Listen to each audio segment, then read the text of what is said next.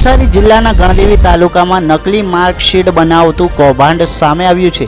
બાતમીના આધારે પોલીસે બનાવટી દસ્તાવેજ બનાવતા 2 શખ્સોને ઝડપી પાડ્યા છે। આરોપીઓ ફોટોશોપ સોફ્ટવેરની મદદથી લિવિંગ સર્ટિફિકેટ અને એક્સપિરિયન્સ સર્ટિફિકેટનો કાળો કારોબાર ચલાવતા હતા। હાલ પોલીસે બંનેને ઝડપીને આગળની કાર્યવાહી હાથ ધરી છે।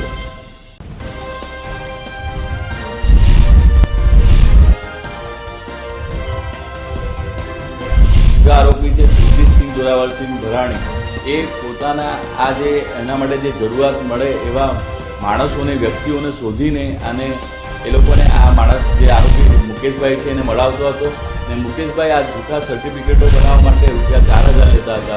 ए ज आ जे सुरजीत सिंह छे ए जेने जरूरत लागती हती तेवा व्यक्तिओने ₹9000 वेचतो हतो।